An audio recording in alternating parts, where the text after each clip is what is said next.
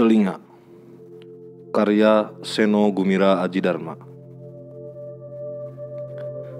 Ceritakanlah kepadaku tentang kekejaman, kata Alina kepada juru cerita itu. Maka juru cerita itu pun bercerita tentang telinga. Pada suatu hari yang indah, Dewi mendapat kiriman dari pacarnya yang sedang bertugas di medan perang. Kiriman itu adalah sebuah amplop coklat, sebuah telinga yang besar, bagus, dan belum mengering darahnya. Ada catatan pacarnya dalam amplop itu. Kukirimkan telinga ini untukmu, Dewi, sebagai kenang-kenangan dari medan perang. Ini adalah telinga seseorang yang dicurigai sebagai mata-mata musuh. Kami memang biasa memotong telinga orang-orang yang dicurigai sebagai peringatan atas risiko yang mereka hadapi jika menyulut pemberontakan. Terimalah telinga ini hanya untukmu. Kukirimkan dari jauh karena aku kangen padamu. Setiap kali melihat telinga ini, ingatlah diriku yang kesepian. Memotong telinga adalah satu-satunya hiburan. Dewi lantas menggantung telinga itu di ruang tamu. Kalau angin berembus lewat jendela dan pintu, telinga yang digantung dengan seutas senar itu bergoyang perlahan.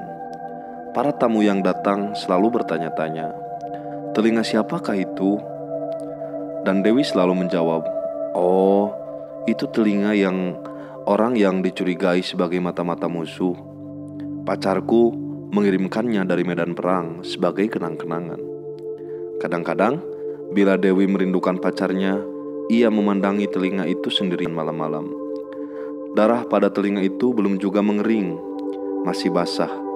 Begitu basah sehingga kadang-kadang menetes ke lantai. Dewi kadang-kadang juga merasa telinga itu seperti masih hidup dan bergerak-gerak, bagaikan masih mampu mendengar suara-suara di sekitarnya.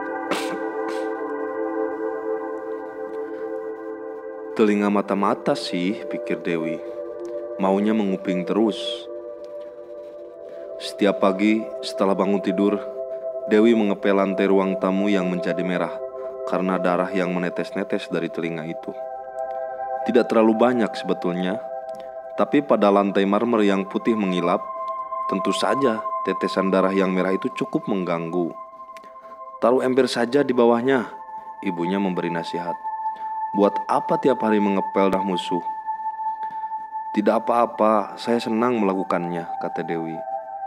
Sambil mengepel lantai, Dewi suka memandang telinga yang seperti bergerak-gerak itu. Telinga itu bagaikan antena yang mampu menangkap pesan apapun yang bertebaran di udara. Barangkali ia pernah mendengar sesuatu yang tak boleh diketahuinya, pikir Dewi. Tapi bagaimanakah caranya kita tidak mendengar suara-suara? Dewi menulis surat kepada pacarnya. "Telinga kirimanmu sudah kuterima dengan baik. Sampai sekarang darahnya masih menetes-netes.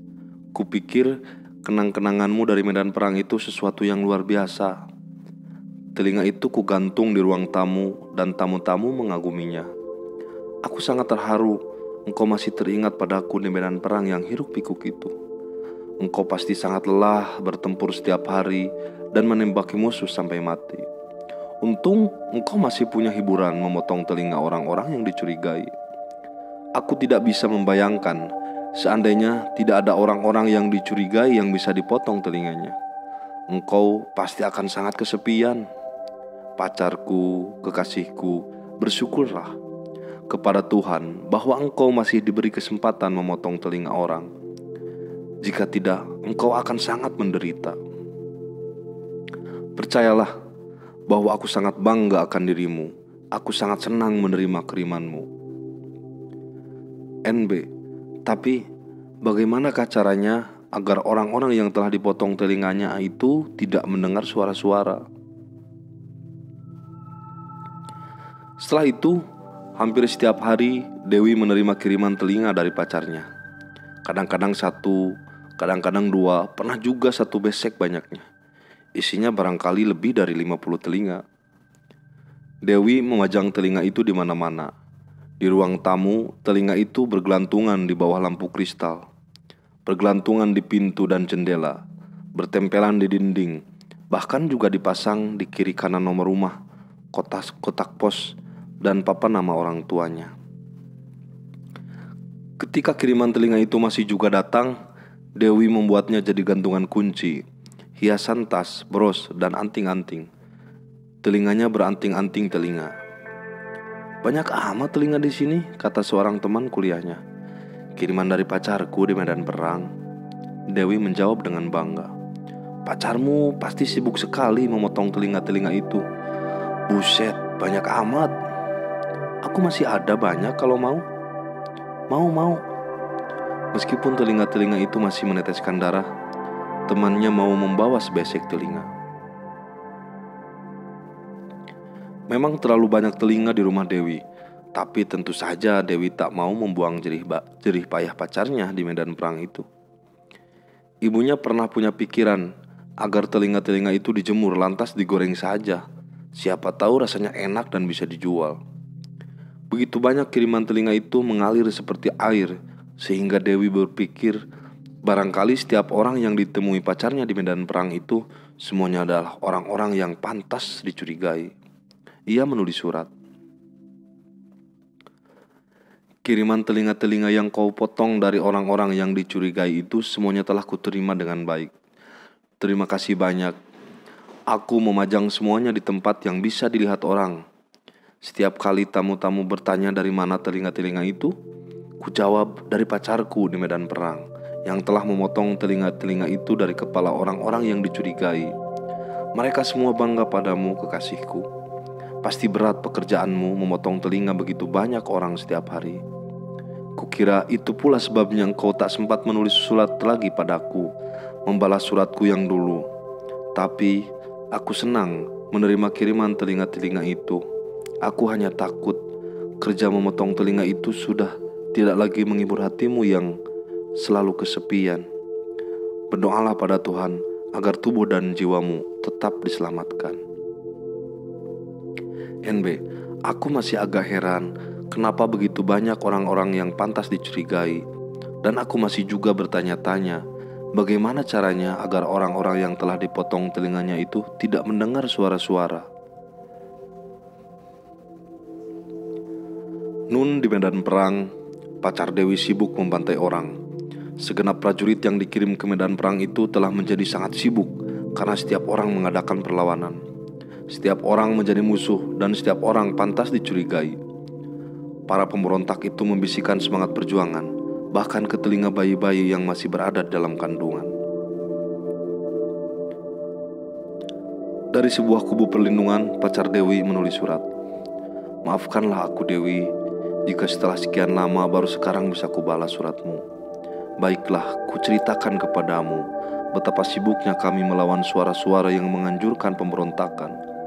Kalau musuh datang menyerbu, kami tinggal menembaknya.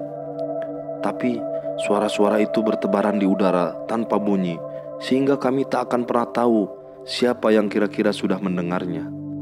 Semua orang seolah-olah bisa tiba-tiba saja berubah menjadi pemberontak. Kami tak akan pernah bisa tahu siapa lawan, siapa kawan. Kami terpaksa membantai semuanya. Dikau menanyakan suatu hal yang sudah lama menjadi pertanyaan kami. Bagaimana caranya agar orang-orang yang telah dipotong telinganya itu tidak mendengar suara-suara? Kami tak tahu Dewi, apakah suara-suara itu tanpa bunyi? Jadi kami bersepakat untuk memenggal saja kepala orang-orang yang dicurigai. Apa boleh buat? Dari kepala-kepala itulah kupotong telinga-telinga yang kukirimkan kepadamu. Bayangkanlah betapa sibuknya. Kami tidak hanya memotong telinga, kami harus memenggal kepala. Itulah sebabnya Dewi, aku tidak punya waktu untuk membalas suratmu. Aku berharap dikau memakluminya. NB, apakah dikau juga menginginkan kepala-kepala tanpa telinga itu sebagai kenang-kenangan dari medan perang? Aku akan mengirimkan satu dulu sebagai contoh. Karena kalau kukirimkan semua kepala yang telah kupenggal, Aku takut tiada lagi tempat bagimu untuk menulis surat. Selesai. Juru cerita itu mengakhiri ceritanya. Alangkah kejamnya pacar Dewi itu, ujar Alina kepada juru cerita itu. Maka juru cerita itu pun menjawab, tapi banyak orang menganggapnya pahlawan. Jakarta, 21 Juli 1992. Seno Gumira Aji Dharma.